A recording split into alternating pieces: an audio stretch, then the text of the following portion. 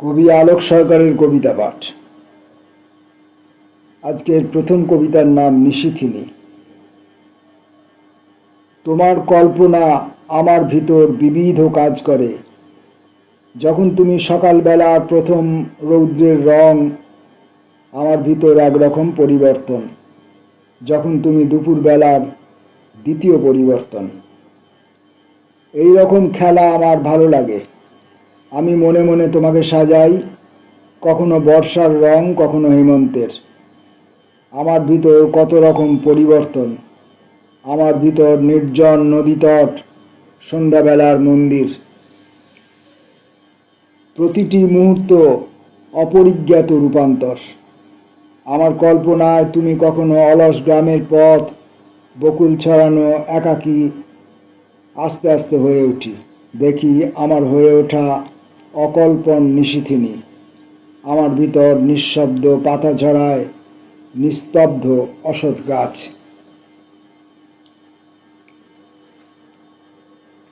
পরের কবিতার নাম খেলা।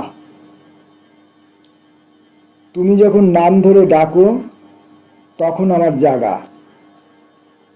ঘুমের ভান করে বিছানায় শুয়ে থাকি। এই রকম খেলা আমার প্রতিদিন। ঘুমের ভান করে আমার কেবল ভাবা চেনা গলার ডাক।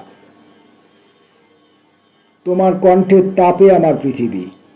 তোমার কণ্ঠের তাপে আমার ঘর বাড়ি, আমার হয়ে ওঠা। চোখ মেলে তাকাই, দেখি পুরনো জানলা আকন্দের ঝোপ, আর আমার বিষাদ, আর আমার চোখ বন্ধ করা। ঘুমের ভানের মধ্যে আমি ভাবি আমার জেগে ওঠা। ঘুমের ভানের মধ্যে আমি শুনতে পাই বাগানে মোরগ ডাকছে, জল পড়ার শব্দ। সে কীরকম পৃথিবী, অকম্প নিঃশ্বাসে মদির অপেক্ষমান। আমি ভাবি আমার জেগে ওঠা, আমি ভাবি তোমার গলার স্বর।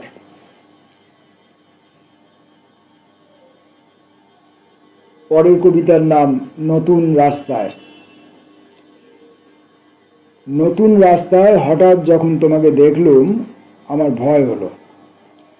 নিম গাছটার আড়ালে চকিতে পালিয়ে এসে সহসা মনে হলো বৃষ্টিমুখর ছোটবেলা, অন্ধকার বাঁশবন, মাথা ঝাঁকানো অশ্বত্থ গাছ।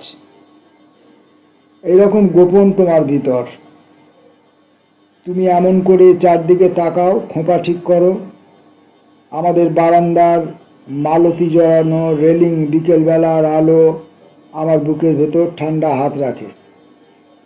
নতুন রাস্তায় আমি আমার চলা লুকিয়ে রাখি, আমার তাকানো কোঁচা ধরার পদ্ধতি। আমার ভিতরে কী রকমের গোপন। নিম গাছটার আড়ালে ভয়ে আমি কাঁপি, আমার শীত করে। আলোক সরকারের পরের কবিতাটির নাম অপ্রতিষ্ঠ। কত সহজেই দরজা খুলে দাও, আমি তেমন পারি না। আমার অনেক ভয়, আমার অনেক ভাবনা। দরজার ওপারে ছড়িয়ে থাকা আলো, উন্মুখর হাওয়া। শিকলে হাত রেখে আমি খানিক দাঁড়াই। আমার ঘরের চার দেওয়ালের প্রস্তুত সীমা, তারই ভিতর আমার সাজ পোশাক, আমার নির্মাণ। তোমার মুখের উপর কীরকম আলো, তোমার মুখের উপর কীরকম হাওয়া, এই আমার ভয়, আমার ভাবনা। তোমার মুখের উপর কীরকম আলো, তোমার মুখের উপর কীরকম হাওয়া, এই আমার ভয়, আমার ভাবনা। আলো কখনো নীল, আলো কখনো সাদা। আমার ঘরের প্রতিটি আলোই নির্দিষ্ট সীমার রচিত অপরূপ। তোমার মুখের উপর কোন স্বতঃস্ফূর্ত, কোন অসীমতা। তোমার মুখোমুখি আমার ঘরের আলো অপ্রতিষ্ঠ, মলিন। তোমাকে নিয়েই ভাবনা চিন্তা, অথচ তুমি আমার অজ্ঞাত, অপরিচিত। তোমাকে আমি জানি তুমি খুব সহজ, অথচ তুমি খুব সহজ কি না সেটা আমি আদপেই জানি না। তাই কত সহজেই তুমি দরজা খুলে দাও, অথচ আমি পারি না। কত সহজেই তুমি দরজা খুলে দাও, আমি তেমন পারি না। আমার অনেক ভয়, আমার অনেক ভাবনা, দরজার ওপারে ছড়িয়ে থাকা আলো, উন্মুখর হাওয়া। আমার চিন্তা হয় তুমি কেমন, তোমার মুখের উপর কীরকম আলো, তোমার মুখের উপর কীরকম হাওয়া। এই আমার ভয়, এই আমার ভাবনা, তোমাকে নিয়েই আমার ভাবনা। পরের কবিতার নাম পাতাঝরা। যখন তোমার নামের শব্দ আমার কানে আসে, আমি তোমায় খুঁজি। আমার মনে পড়ে আঁধার একটা হেমন্ত। আমি বারবার তোমার দিকে তাকাই, মুখের রেখাগুলি দেখি। এইরকম অনুভব আমার ভয় আনে। কেবল একটা থাকা, আর সেই সমগ্র, আর সেই নির্বিশেষ। ওই ওই তোমার চোখ কত নিশ্চিত একটা আকাশ, তোমার গলার স্বর চিরদিনের পাতাঝরা, অবিশ্রাম পাতাঝরা। তোমার ভিতর এই রকম পরিবর্তন, সমস্ত সময় আমার ভাবনা, ওরা তোমার নাম ধরে ডাকছে।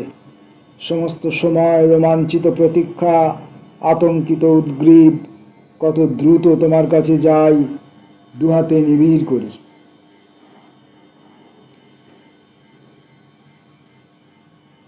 আমার ভাবনা অনেক রকম ধ্বনির সমন্বয়ে একটি ধ্বনি, যাকে বলে ঐকতান। আমি মাঝে মাঝে সহসা বাজিয়ে দিই অন্যরকম ধ্বনি, অন্যরকম শব্দ। একটি ধ্বনির পরিবর্ত তখন হাজার ধ্বনি। প্রতিটি ধ্বনি স্বতন্ত্র ঘোষণা, স্বতন্ত্র বিক্ষোভ। এইরকম অনুভব আমার ভালো লাগে। তুমি যখন বারান্দায় দাঁড়াও, আমার ভাবনা অন্যরকম রং, অন্যরকম বিন্যাস। তোমার ভিতর কত রকমের আলো, কত রকম বিন্যাস, অপর আলোর সহসা আবির্ভাব দেখাবে রোশনাই, বিচিত্র ঘোষণা, বিবিধ প্রকরণ। তাদের স্বাতন্ত্র্য, কোন অন্ধকার, কীরকম বিক্ষোভ। আলোক সরকারের কবিতা পড়ছি আমরা। কবিতাটির নাম অসংযোগ। তুমি যখন একলা থাকো, তখন আমার যাওয়া। ভিড়ের মধ্যে তোমার কাছে যাই না। দরজা জোরে নাকি ভীষণ শব্দ হয়, চেঁচিয়ে চেঁচিয়ে বলি, এই আমি এসেছি, তোমার দরজা খোলো। তোমার একাকিত্ব আমাকে ভয় পাওয়ায়। তোমার একলা ঘরে দাঁড়াও কোন জানলায়, দেখো কীরকম ছবি। গলির পাশের জ্যোৎস্না উঠোনের আকন্দ গাছ, তোমার জানলার পাশে দাঁড়ায় কোন নির্মেঘ, অসীম অনন্তকাল। দরজা জোরে নারী, ভীষণ শব্দ হয়, দরজা জোরে নারী, ভীষণ শব্দ হয়। দরজা খোলো দ্রুত, দেখি তোমার চোখ, ভুরুর কুঞ্চন। এই আমি এসেছি, চেঁচিয়ে চেঁচিয়ে বলি, দেখো আমি এসেছি। তোমার মুখের নিস্পন্দ কেন এমন অসংযোগ।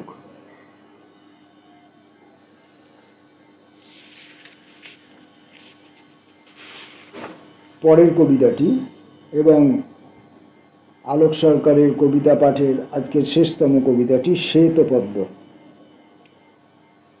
রঙের ব্যবহার এখন সীমিত, এখন কেবল সাদা আর কালো। এখন তোমার প্রতিফলনের উপাচার সাদা আর কালো। দুপুরবেলার আরস্য নিদ্রা, বিকেলবেলার হলুদাভ আলো, এরই ভিতর তোমার প্রণয়, তোমার অভিমান।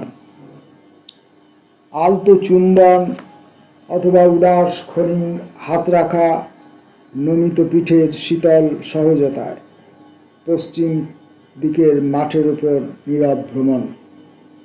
আলতো চুম্বন অথবা উদাস ক্ষণিক হাত রাখা, নমিত পিঠের শীতল সহজতায়। পশ্চিম দিকের মাঠের উপর নীরব ভ্রমণ।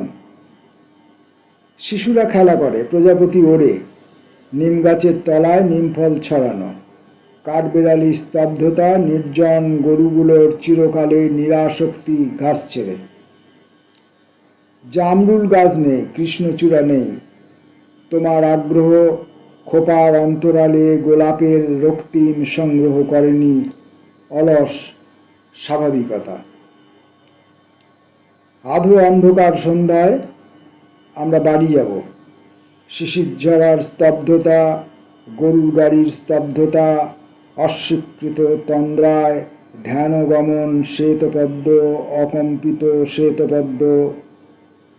তোমার দুই হাত অলস সমর্পণে আমার দুই হাত। তুমি এবং আমি।